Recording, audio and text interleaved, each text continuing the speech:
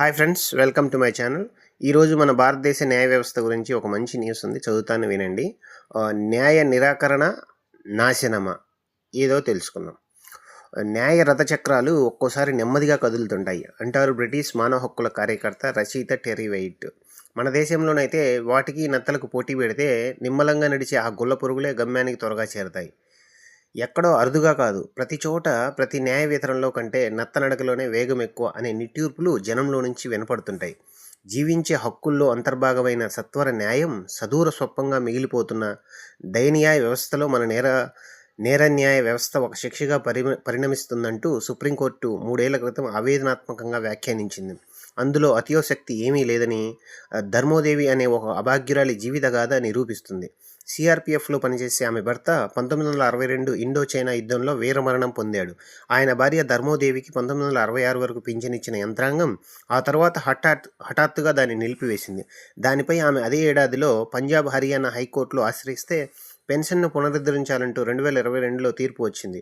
56 ఏళ్ల పాటు చట్టబద్ధమైన హక్కును కోల్పోయిన బాధితురాలికి దీంతో న్యాయం జరిగినట్లేనా? లేదు. ఎందుకంటే భారత ప్రధాన న్యాయమూర్తి జస్టిస్ సూర్యకాంత్ ఇటీవల హెచ్చరించినట్లు న్యాయ వితరణలో ఆలస్యం కావడం అంటే న్యాయాన్ని నిరాకరించడం మాత్రమే కాదు, నాశనం చేయడం కూడా.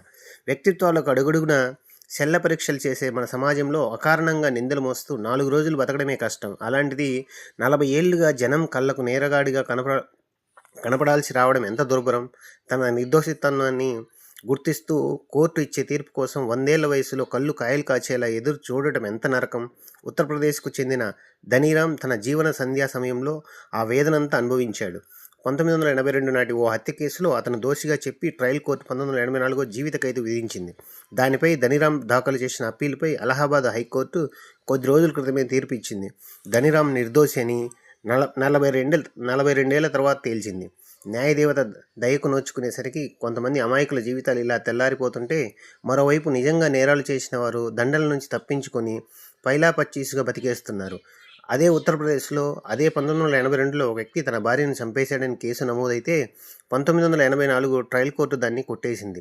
దానిపై ప్రభుత్వం ఆనాడు అప్పీలుకి వెళ్తే నిరుడు అక్టోబర్లో ఉత్తర్వులు వెలువడ్డాయి.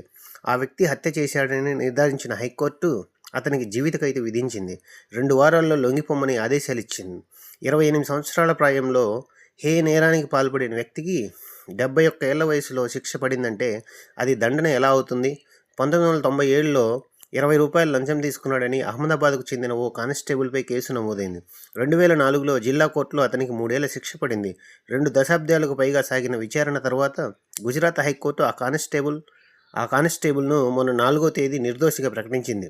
తన జీవితంపై పడిన మరక తొలగిపోయిందంటూ భావోద్వేగానికి గురైన ఆ మాజీ పోలీసు ఆ రోజు రాత్రి కన్నుమూశాడు. కళ్లకు గంతలు కట్టుకున్న న్యాయదేవత సాక్షిగా ఇలా చెప్పుకుంటూ వెళ్తే దేశవ్యాప్తంగా ఎన్నెన్నో కేసులు సంవత్సరాల తరబడిగా పేరుకుపోయిన ఆ వాద్యాల గుట్టల కింద రాజ్యాంగ నిర్దేశితమైన సత్వర న్యాయభావన నలిగిపోతుంది. నిస్సహాయ జనభారతం దాన్ని చూస్తూ వ్యవస్థలపై విశ్వాసాన్ని హరించే నిర్వేదంలో మునిగిపోతుంది.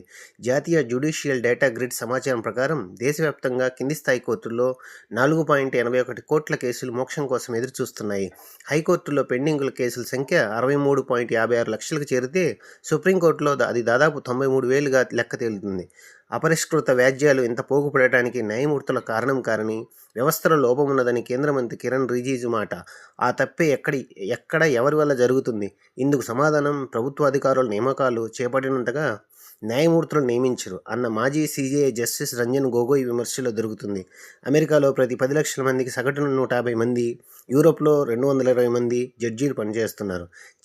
చైనాలోనైతే 300 మందికి పైగా ఉన్నారు.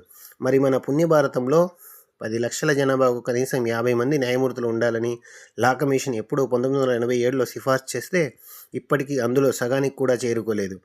మనం ప్రస్తుతం 10 లక్షల మంది భారతీయులకు 22 మంది న్యాయమూర్తులు అందుబాటులో ఉన్నారు. ఈ నెల 1వ తేదీ నాటికి దేశీయంగా 25 హైకోర్టులో మంజూరైన 847 జడ్జి పోస్టుల్లో 308 ఖాళీగా కనపడుతున్నాయి. కింది స్థాయి కోర్టుల్లో 25,895 మంది న్యాయాధికారులను నియమించాల్సి ఉంటే 4,867 పోస్టులు భర్తీ కాలేదు. దీనికి తోడు మౌలిక సదుపాయాల కొరత, వాయిదాల సంస్కృతి వంటివి పెచ్చుమీరుతున్నప్పుడు ఇక వేగంగా న్యాయ నిర్ణయాలు ఎలా వెలువడతాయి? పౌర హక్కులను సురక్షితం ఎలా అవుతాయి?